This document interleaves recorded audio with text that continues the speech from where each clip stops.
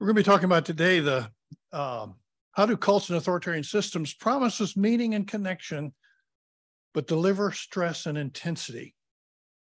Does anyone immediately grasp what this might involve? Anyone experience this possibly? No? Okay, just making sure this is relevant to the audience.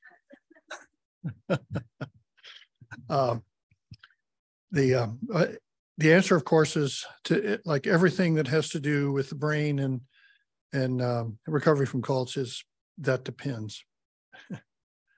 So whose fault is it anyway?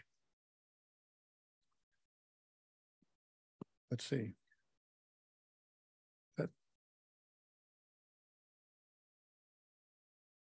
Well,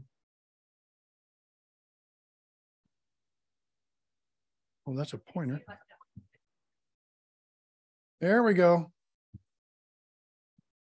The aim of this presentation is to show that cult leaders and others exploit the very cognitive processes of the brain that make us human.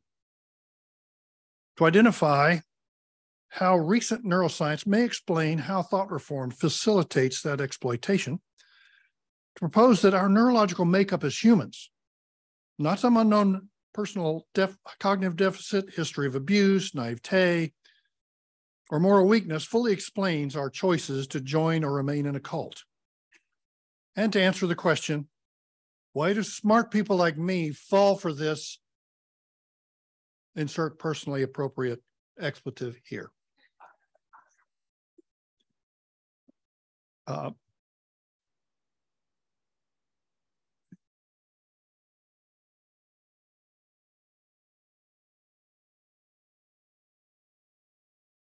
This session is about the brain. This is a warning. Like other sessions in this conference, the time frame allotted for this means, like your other experience in other sessions, you may feel like you're drinking from a fire hose. Hang in there. I'm available for questions anytime after this session.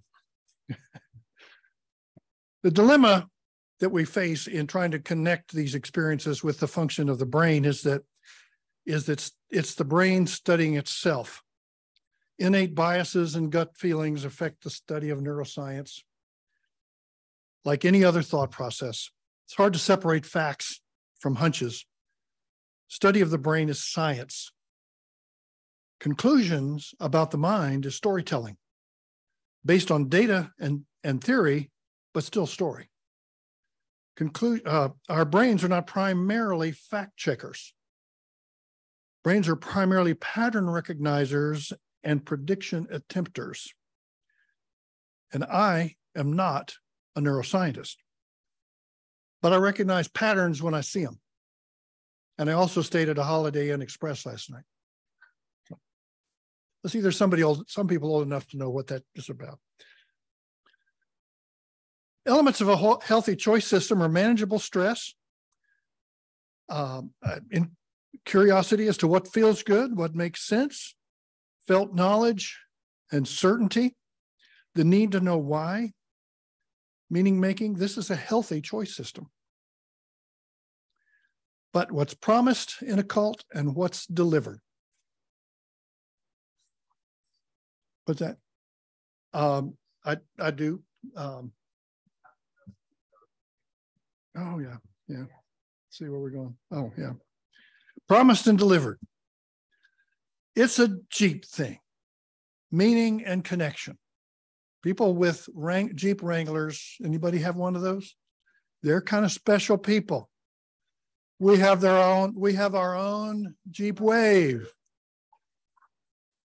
We leave rubber duckies on each other's fenders. Yep. You're right. What? That's right. The promise, though, of a cult is that safety, you've got a spare tire. Stability, it's a solid mount for that spare tire. Confidence on the rough road of life. Enhanced ability to help others who are stuck along the way. It's a secure connection, but solid support, but not quite aligned. If you can look closely, what's the matter? Is there a connection? Not quite aligned. If you can look closely right there, you'll see the holes don't quite fit together. It looks fine when it's all together. It almost fits, but it has to be forced into place with a crowbar. It's intense.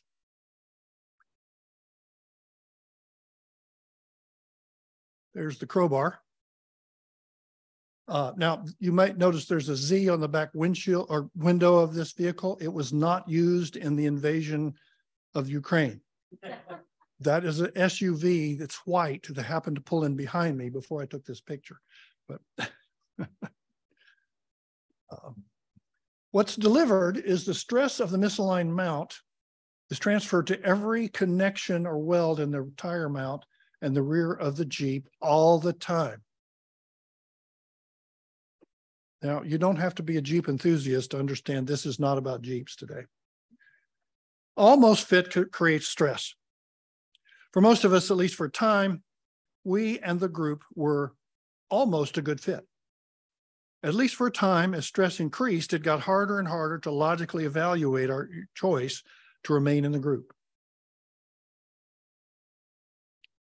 We could say, I choose this path and I'm committed to it for a while. This is a graph developed many years ago about just measuring brain function activity in various areas of the brain. The Survival Reward Center, which is primarily about processing feelings, is in the, you can see in the orange. And you can see over a wide range of stress, it performs pretty well doing what it's going to do. The cortex, abstract reasoning, thought, algebra, rolls off very quickly as stress increases. Now, what does this mean? Increasing stress has little effect on the parts of the brain that create feelings or sensations about our experiences. On the other hand, stress greatly impairs our ability to reason and think critically. This is why things that feel right might not make sense. The emotional component of decision-making is vital for resolving dilemmas that involve conflicting information. What makes sense is hard for us to determine when we're in the group beyond a certain point of increasing stress. Good decisions require input, though, from both areas of the brain. The example is 500,000 years ago, an ancestor was running from a lion. He or she climbed a tree. He was safe. Next thought, what about next time? Next thought. Was there a better thing I could do? Next thought.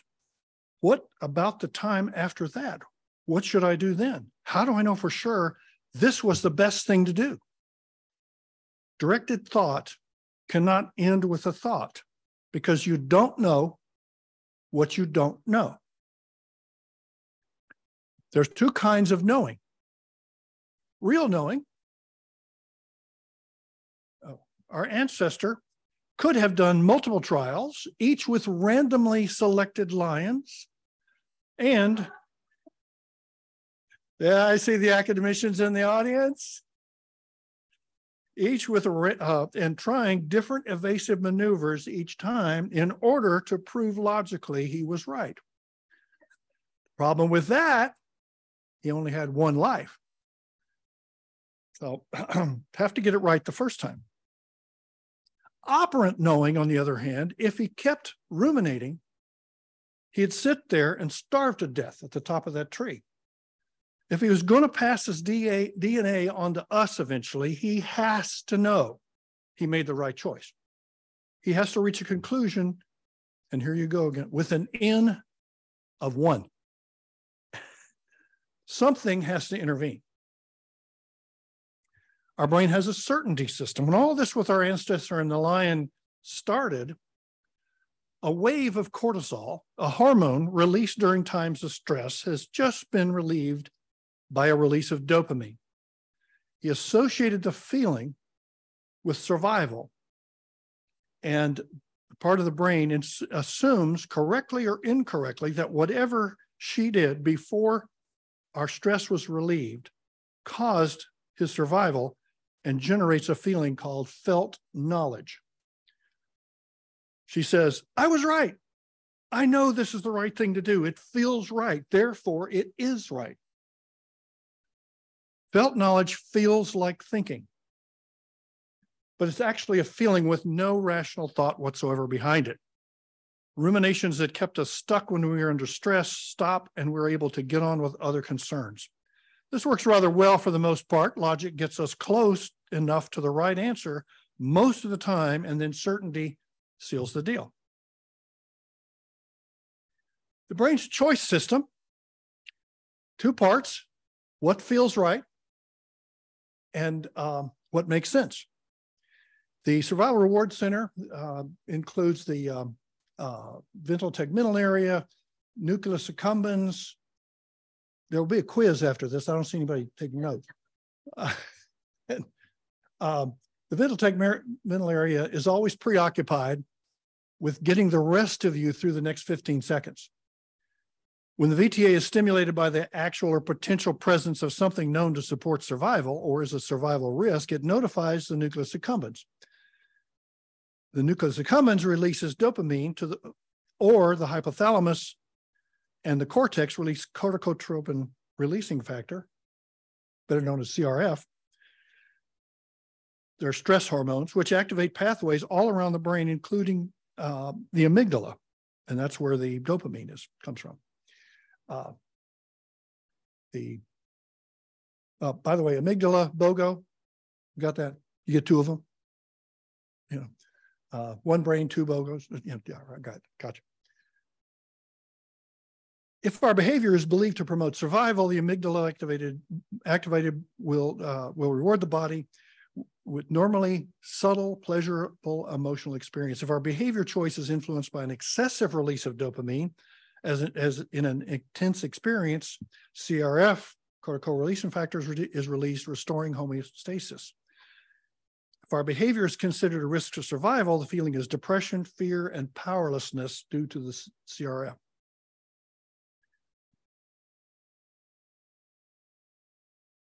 Note, assurance or loss of positive eternal destiny or other spiritual progress will eventually be interpreted by this area as a survival need. Ideas at play in a cult are intense, often with cosmic significance: saving the planet, ending crime and illness, ever increasing or decreasing enlightenment, heaven or hell, forever. Intensity and connection in relationships feels about the same. Anyone ever been in an intense relationship that didn't last? Okay. Yeah. The rest of you I see have never been in a relationship. Intensity and connections feel about the same. Intensity requires less vulnerability, and we frequently settle for it rather than real connection.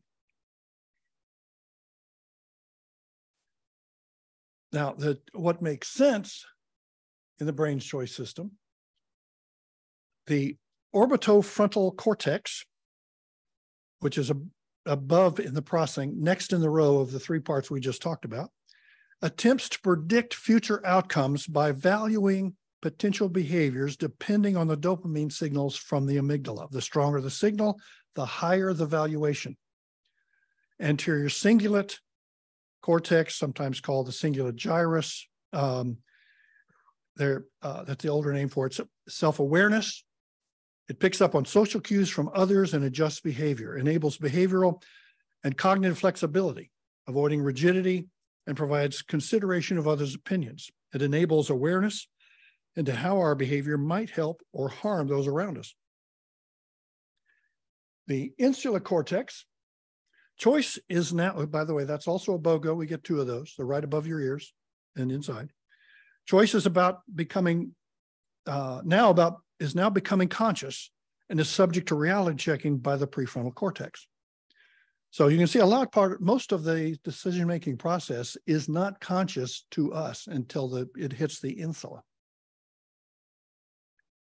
Ever heard of a no-brainer decision? This is a picture of this phenomenon here. You can see the different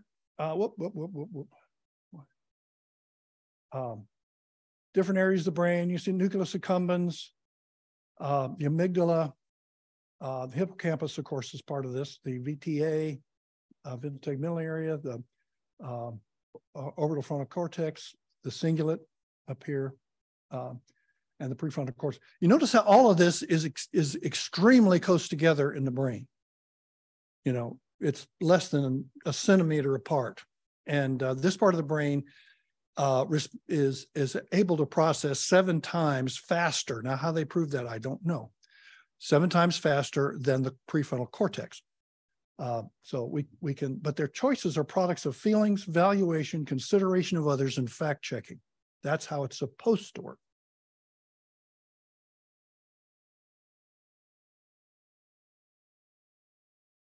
$500,000 years of brain development. What could possibly go wrong? Well, look at the math. F plus D equals M. Fraud and duplicity equals manipulation. Fraud, great things are promised, when in fact, there's little to be learned or gained in this church, ashram, community self-help program, or what have you, given the psychological or physical or financial price you have just paid. Duplicity, the leadership eventually knows this as people have left. And so they use various techniques to distract your choice system from its job.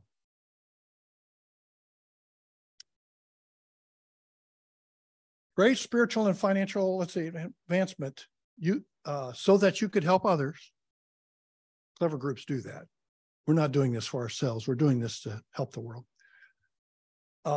Could help you others on their journey. But what's delivered 15 or 20 years of trying to measure up to a standard that keeps changing.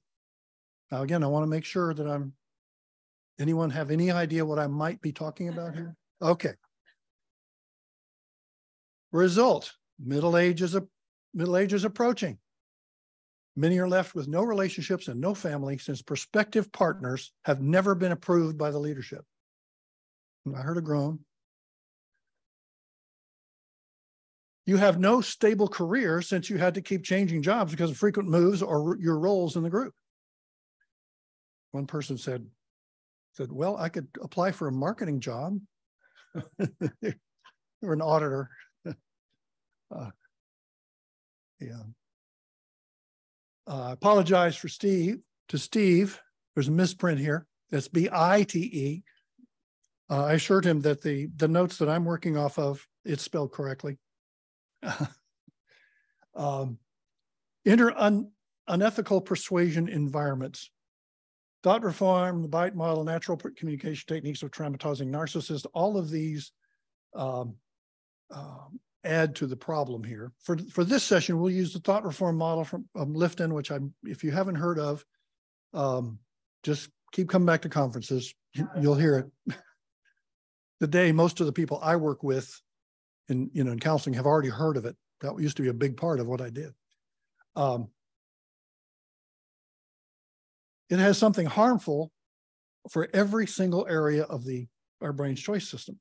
Thinking in a cult is like driving our brain's elegant and complex equipment on an unknown, winding, slippery road on a dark night.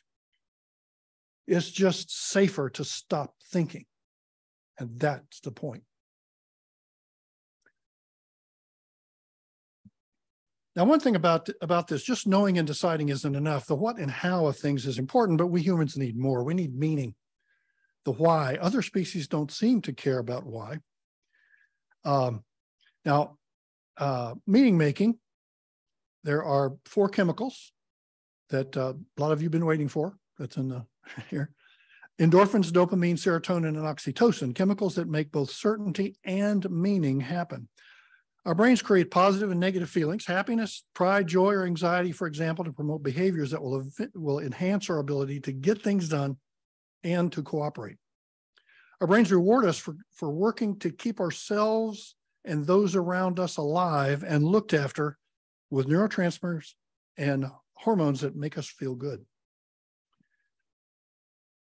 Endorphins and dopamine are called the me chemicals. Their endorphins serve one purpose and one purpose only, is to mask physical and emotional pain, often released in response to stress or fear. They can mask both kinds of pain with pleasure. Dopamine gives us a good feeling when we find something we're looking for, do something that needs to get done.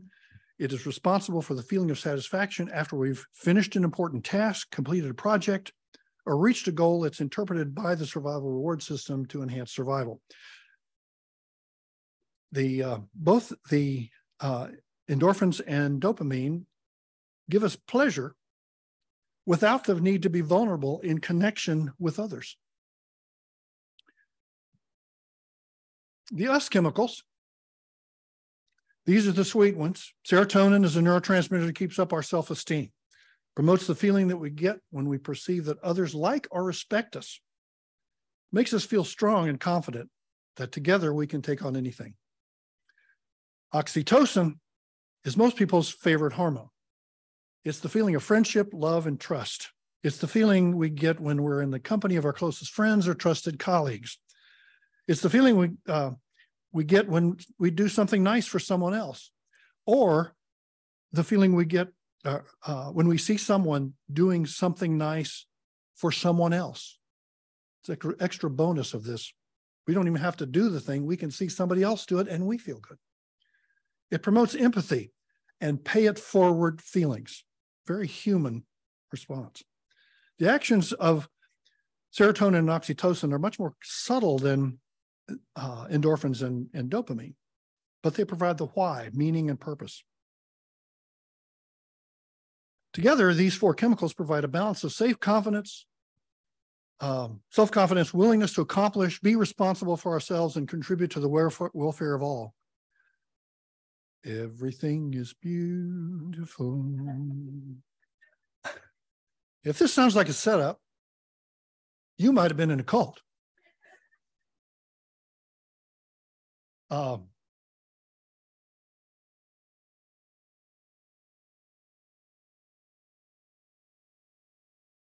see here.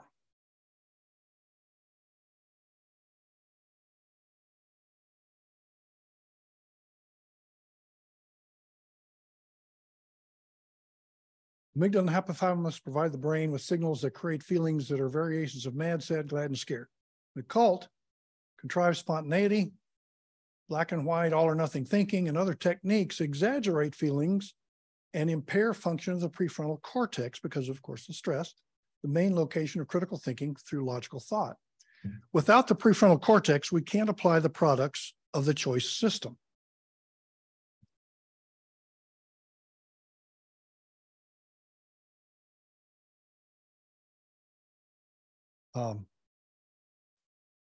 Let's see here. Cult indoctrination produces an atmosphere where closeness, acceptance, and emotional, in some cases, physical danger are joined together. It creates experiences that overactivate the dopamine pathways. Feelings of fear are replaced with pleasure when endorphins are released. Cultic experience feels right, but let's see here. I think we've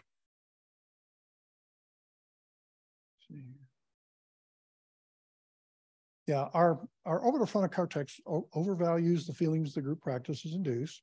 Usually the feelings we have is an odd pleasure mixed with fear.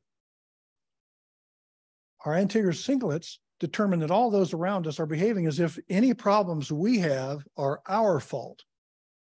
Milieu control, doctrine over person.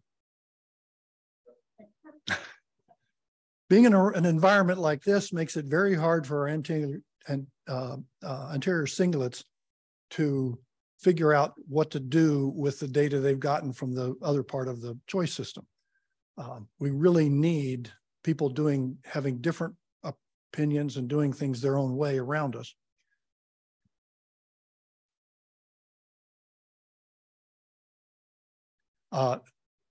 Continuing exposure to the sacred science. By the way, do I need to go over these real quick? Don't think I have. 2 minutes left. 3. Oh, well, great. In that case, I'll get 2/3 of the way through this.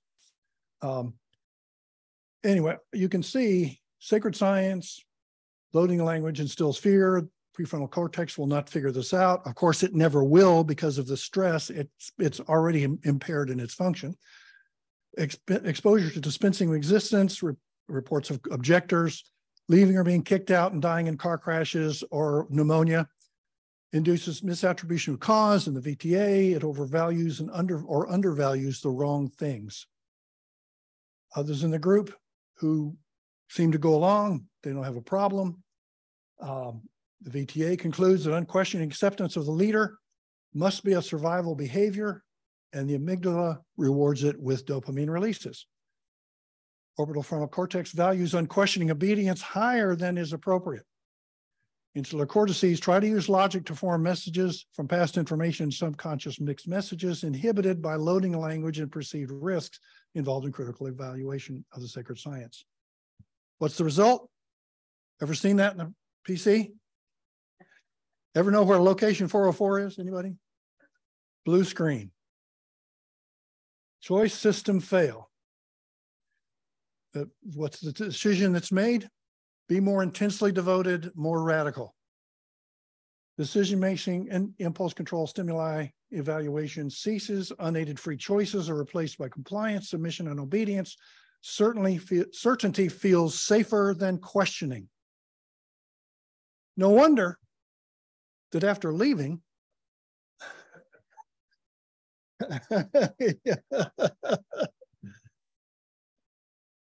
am I right? Can I get an amen to this? Deciding about anything can be a struggle after leaving. Your agreement there proves that while you have been in the group, your decision-making equipment in your brain has been impaired, to some cases severely. I used to be indecisive, but now I'm not so sure. What could possibly fix this? Choice system needs lowered stress, leaving the group, benign community, social contacts without an agenda other than your welfare and their own, and well-developed and available logical facilities. In other words, calm down. That's where you fit. Not almost, no crowbar. Keep calm, make good decisions. This is a conference where you are free to agree, disagree. There's no demand here that you suddenly must stop blaming yourself for choosing to join and remaining in a cult. But given what we now know about our brains, how our brains actually make choices, you might have difficulty proving that scientifically, that you really are, able to blame yourself logically. But that's the purpose of what we've been talking about here.